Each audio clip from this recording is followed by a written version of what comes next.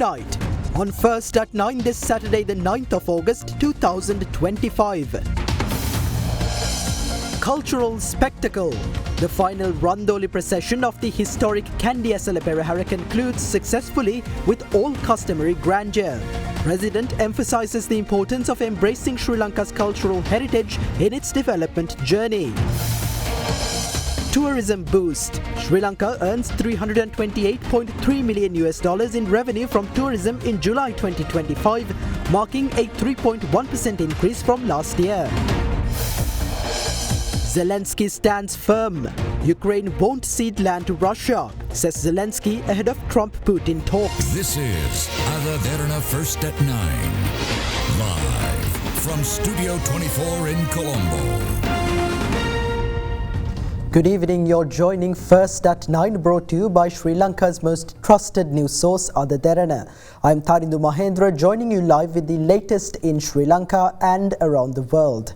In our top story this evening, the enchanting final Randoli procession of the historic Candi Asella Perhara successfully concluded yesterday after touring the streets of Candi. This year's Asella Perhara festival concluded with the memorandum on the successful completion of the Perhara being presented to President Anura Dissanayake. The President emphasized the importance of embracing Sri Lanka's heritage as the country embarks on its development journey. The final Randoli procession of the Candi Asella Perhara, also known as the Grand Randoli procession, commenced at the auspicious time of 6:51 p.m. last evening. The captivating procession began with the sacred casket containing the sacred tooth relic being ceremoniously placed on the tusker by Chief Custodian Pradeep Nilangadala.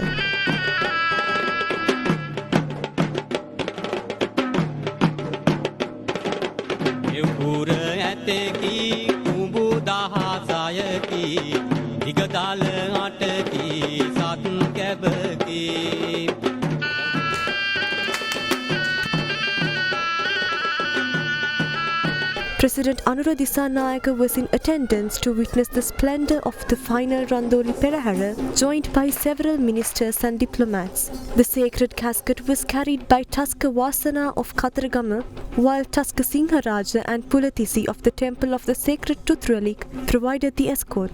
The procession was made vibrant with the participation of numerous artists showcasing their exceptional talents.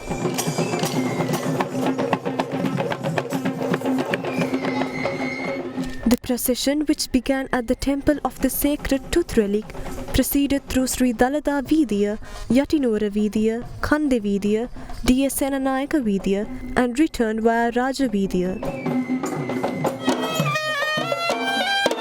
Following the successful completion of the annual Candi Asella Perhara, the auspicious water cutting ceremony was held at the Gatambediya Kapanatutta early this morning.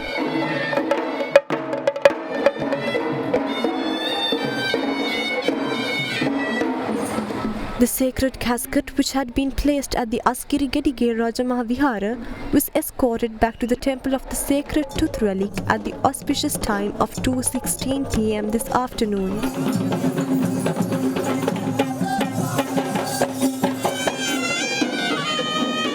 Afterwards, a memorandum on the successful completion of the Perhara was officially presented to the President.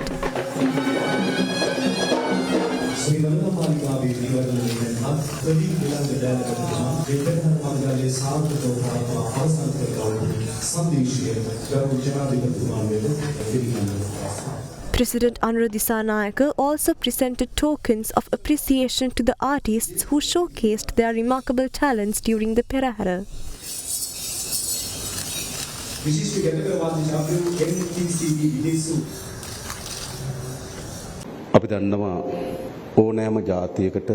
As we know, we have a unique history and culture. Every nation is built upon these elements as its foundation. A nation that lacks this foundation is merely a group of people who exist without a purpose. Therefore, when a country builds a nation, there is an unbreakable bond between its culture and its history. As we search for our own history, we must recognize the great heritage shaped by Buddhist culture, a heritage that must be preserved and developed. One of the most significant symbols of this heritage is the Sri Dalada Perhara, a tradition that stretches from the Anuradhapura kingdom to the Kandian kingdom and has often faced various challenges. Today, we must transform our country into a developed nation. Many countries that once lagged behind us achieved development in the late 20th century. What was their secret? Their secret was embracing the victories and lessons of the 20th century and integrating them into their national identity. I firmly believe that in our search for a unique path and in shaping the future of our nation, we must not abandon our historical heritage. Our future will only be meaningful if we accept and embrace this heritage in our daily lives. Therefore, we believe our nation and our culture are uniquely ours. We need to choose a journey that is about building our nation with the greatest tools of science and technology. හොඳම phone එකක් ගන්න. ළඟම අපාන්ස් එකට යන්න. Two close associates of Kahel Badra Padme, who were recently arrested, have reportedly confessed that they were once supplied with firearms by a group that arrived in an army jeep. Acting on instructions they received, they had subsequently transported the weapons to designated locations. Identified as Pasdeva and Walaskata, the duo have been placed in remand custody for a 3-month period under the provisions of the Prevention of Terrorism Act. An underworld figure known by alias Pasdeva, thought to be the orchestrator of Kahel Badra Padme's criminal network in Sri Lanka, was apprehended yesterday on his way to Thailand. He was handed over to the custody of the Western Province North Crime Division for further investigations, where he revealed details of another criminal operator known by alias Walaskata. Accordingly, Walaskata was arrested in Sidua while in the possession of heroin. The Western Province North Crime Division has received permission to detain the suspects for 90 days for questioning under the Prevention of Terrorism Act. During questioning, it was revealed that they have transported firearms to different parts of the country as per the orders of Kahel Badra Padme. According to testimony by Walaskata, 2 individuals who arrived on an army jeep had handed over 2 T-56 type rifles to them. The driver of the vehicle had been dressed in army uniform, while the individual who had handed over the rifles was in civil attire. The firearms and magazines had subsequently been transported to Kadawatha. Further investigations are being conducted under the supervision of Assistant Superintendent of Police Rohan Olugala and OIC Linton Silva. Meanwhile, the Colombo Crime Division is conducting investigations into the recent shooting in Sirisarapura Boralla, which claimed the life of a youth and injured 4 others. The post-mortem examination of the deceased was conducted this morning. The deceased, who was reportedly the main target of the shooting, has been identified as the organizer of a cricket tournament conducted by the brother of underworld figure Kudu Chatu, who is currently abroad. Boralla police have apprehended an individual who allegedly spied on the deceased for the assailants. In the meantime, the Crime Investigation Bureau of the Paligoda Division has apprehended and remanded 8 suspects in connection with the murder of an individual using sharp weapons in Alviswata on the 19th of July. One of the arrestees is reportedly 17 years old. Investigations revealed that 1,000 rupees had been credited to his mobile phone for assisting the murder, reportedly owing to his addiction to playing mobile games. Police said 8 of the 9 suspects linked to the murder have been arrested, but added that the main suspect is still at large. Further investigations are being conducted under the supervision of the officer in charge of the Paligoda Division Crime Investigation Bureau, Inspector Asella Sandanuwan, and Deputy Inspector V. Kodikara. An illegal ilmanite mine located at an eco-sensitive area on the border of the Wilpatu National Park was raided today by the Walana Anti-Corruption Unit. Investigations have been launched into the possibility that prominent politicians of the previous regime were behind the illegal scheme. The Walana Anti-Corruption Unit today raided an illegal ilmanite mining site located in a highly eco-sensitive area in Arua Kalu on the border of the Wilpatu National Park and took the site into its control. Equipment and machinery used in the illegal scheme, valued at over 200 million rupees, were seized by police. Investigations revealed that numerous centuries-old trees had been cut down to carry out the illegal mining operation, which spanned over 20 acres. The illegal mining site is located around 500 meters away from the diversion zone of the Wilpatu National Park. It was also revealed that water for the site was obtained from Lunoya, located within the said diversion zone. Though permission had been obtained from the Department of Archaeology to build a reservoir in the area, excavation had not been permitted. However, it was revealed that a reservoir spanning over 2 acres and over 20 feet deep had been constructed, disregarding recommendations of the Archaeology Department. Police launched investigations to uncover whether former politicians were involved in the illegal mining scam. Police personnel attached to the Wanathavilua police station were deployed to provide security to the site. The Walan Anti-Corruption Unit said facts regarding the illegal mining operation will be presented to the Puttalam District Court tomorrow. Sri Lanka's foreign exchange earnings from tourism in July 2025 rose by 3.1% year-on-year, reaching $328.3 million. During the first 7 months of 2025, the tourism sector generated $2.03 billion in revenue, up 7.8% from the corresponding period last year. In 2024, Sri Lanka earned a total of $3.17 billion from tourism, a sharp 53.2% surge from the $2.07 billion recorded in 2023. The arrivals have also picked up 14.8% in the first 7 months of 2025 compared to the corresponding period last year. Looking back, 2024 saw a 38.1% jump in arrivals, with 2.05 million tourists visiting the country, a significant rebound in the post-pandemic tourism recovery. With that, here's a look at opinions shared in the political arena regarding the controversial satellite project. අගමැතිනිය පාර්ලිමේන්තුවේදී මේ rocket එකේ නිවැරදි තත්ත්වය කියනකොට ගිනි නිවන හමුදාව වෙන්න වගේ ජනාධිපතිතුමා ඇවිල්ලා කතාවක් කරනවා. මොකද අර ගින්න නිවන්න පාර්ලිමේන්තුවට ඇවිල්ලා මොනවා හරි කියලා යනවා. ඒකත් එක්ක රට තුලම ජනතා විමුක්ති පෙරමුණ වේදිකා ගානේ ජනතාවගේ වෛරය උස්සන්න බොරුව ගෙනියපු එක එළියටපත් වුණාට පස්සේ වසන්ත සමරසිංහ ඇමතිවරයාත් තමන්ගේ රෙදි ගැලවෙච්චි කාරණේ නැවත පිළිසකර කර ගැනීම සඳහා මම හිතන්නේ දැවැන්ත උත්සාහයක් දරනවා අපි දැක්කා. රොකට් එකක් කැවලා තියෙනවා. A rocket was launched in 2012. Interestingly, the company in question was founded in May of that year, and by November it had launched a satellite into space. If one were to place an order for a Boeing aircraft today, delivery would take over 12 years. Yet somehow a newly formed firm managed to launch a rocket within 5 months. Now the company claims that the rocket remains in orbit. The rocket was launched by China. However, that is not our issue. They say 12 billion rupees were invested at the inception of the company for the rocket, yet by the following year the money had vanished, meaning there is no rocket. These are the games played by the Rajapaksas. I have heard that the rocket man even recorded a statement saying he knows nothing about the rocket and was merely repeating what he was taught.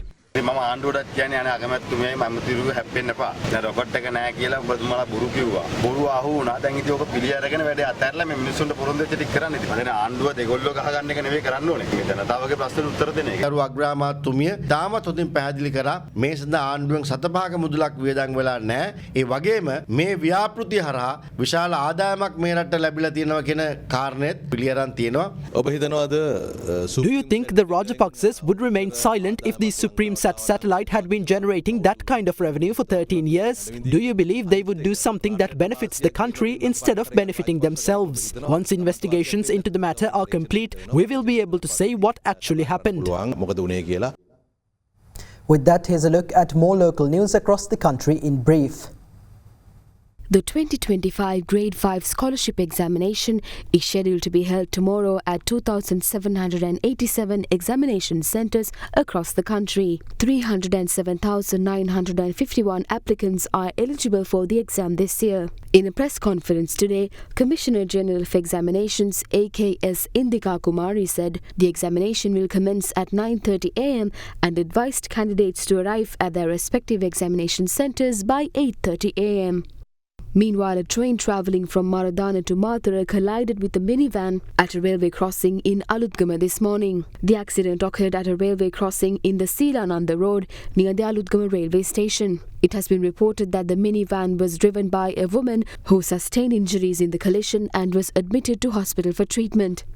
In other local news, a 37-year-old suspect was arrested in the Minuangoda Police Division while in possession of 1.66 kilograms of heroin and 308 grams of crystal methamphetamine. The arrest was made during a raid conducted last evening based on a tip-off received by a team of officers from the Gonahena camp of the Police Special Task Force. The suspect, identified as a resident of the Minuangoda area, was taken into custody and handed over to the Minuangoda police station for further investigations.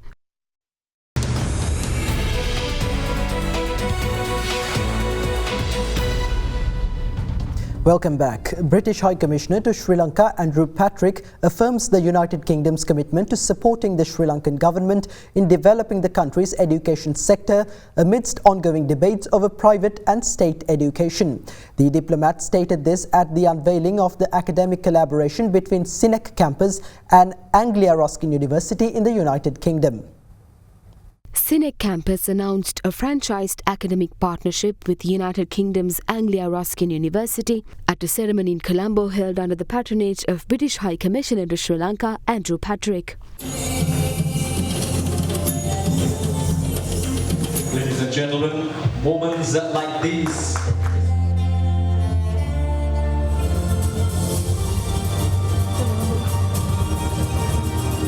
there are several components to the relationship between two countries. We have the trade relationship. We are Sri Lanka's second largest export market. We've been able to announce some concessions earlier this year, which I hope will lead to that trade increasing. We have the many British tourists who come here. That grew by 40% last year. We're the second or third largest nationality in terms of tourists who visit. But the thing that is the most powerful in terms of the links between countries are the people-to-people links. We have many Sri Lankans living in the UK. Those links can erode over time if they're not tended. And that is why it is so fantastic to have these links between the private sector education sector here and the UK, because that builds up a whole new generation of Sri Lankans and British people who know about each other's countries, and that perpetuates those people-to-people links into the next. I know that there is a debate in this country around the role of free education versus the role of private sector or fee-paying education. I know the government is thinking about that. We certainly, as the British government, look forward to continuing to partner with Sri Lanka to help grow the education sector in this country. By doing this partnership, one of the things that I'm really looking forward to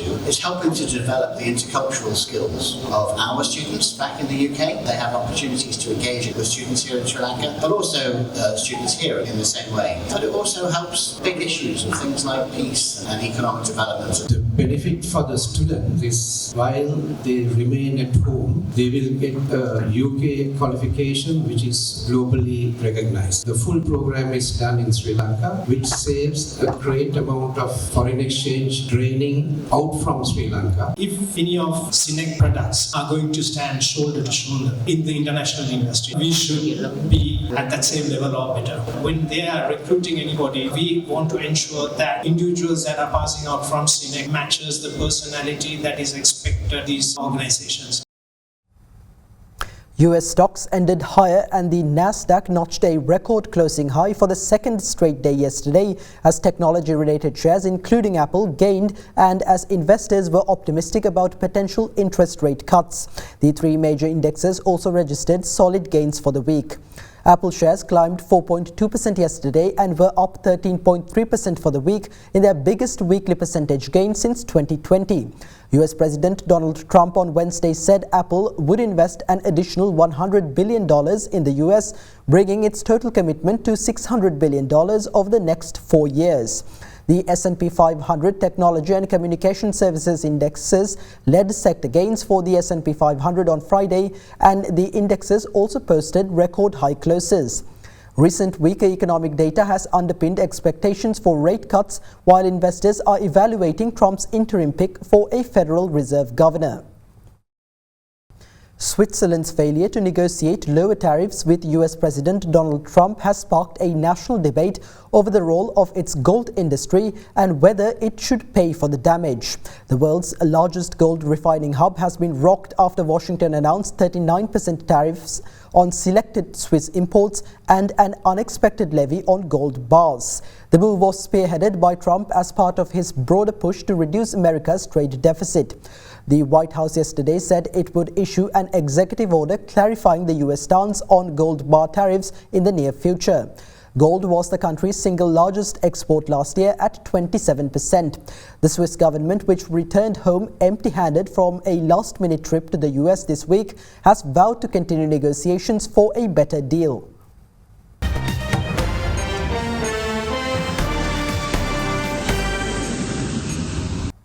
In a stark reversal of its previously pro-Israel stance, Germany has temporarily halted weapons exports to Israel. The move comes amid the worsening humanitarian crisis in Gaza and public outcry over Israel's plans to expand military control over the enclave.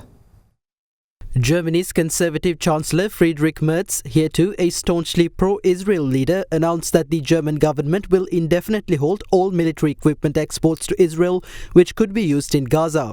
The statement comes after the Israeli Security Cabinet agreed with Prime Minister Benjamin Netanyahu's plan to occupy Gaza. The Chancellor insisted Germany's priority is a ceasefire negotiation and the release of all Israeli hostages. Merz said in a statement the harsher military action approved by the Israeli Security Cabinet makes it increasingly difficult for the German government to see how these goals will be achieved. Germany's stance comes after the worldwide reaction to images and reporting out of Gaza on the deteriorating humanitarian situation. It is a reversal from Germany's usual stance of supporting Israel. Israeli leader Benjamin Netanyahu has spoken with Merz following the decision to express his disappointment. Meanwhile, amid the worsening humanitarian situation, Sri Lanka expressed deep concern over Israel's decision to seize control of Gaza. The Foreign Ministry in a statement said the move will lead to further escalation of violence and suffering of the people of Gaza. Sri Lanka called for an immediate ceasefire and urged all parties to resolve differences through diplomatic dialogue in order to establish sustainable peace. At least 25 people were killed in a bus crash in western Kenya today. Kenyan authorities revealed that the driver lost control, veered off the road and overturned into a ditch along the highway in the area. Foreign media reported that the bus was carrying passengers who were returning from a burial ground and are all believed to be from one family.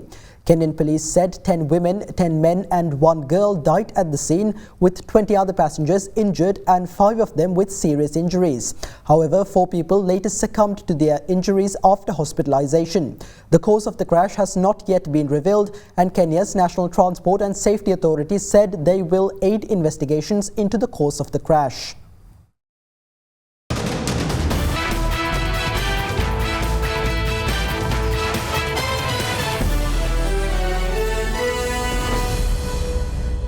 Taking you to sports news, Yevan David is set to make history as the first Sri Lankan racer to compete in FIA Formula 3, as AIX Racing confirmed David as its first driver for the 2026 season.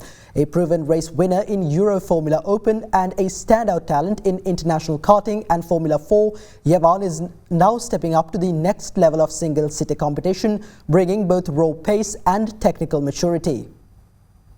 AIX Racing, an auto racing team based in the United Arab Emirates, confirmed Sri Lanka's Yevan David as its first driver for the 2026 FIA Formula 3 Championship. Yevan will be making history yet again as the first Sri Lankan to race in FIA Formula 3, an important milestone for both Sri Lanka and the wider motorsport world. 18-year-old Yevan David is currently competing in the Euro Formula Open Championship, where he has 4 victories, 5 other podiums and a pole so far this season in the F3 level series, while driving for the dominant Motorpark team. He also achieved a top 10 finish in GB3 at the beginning of August. Prior to that, David competed in the Euro Cup 3, Spanish F4 and UAE F4 championships. In 2024, in what was his first full season of single-seater racing after graduating from karts.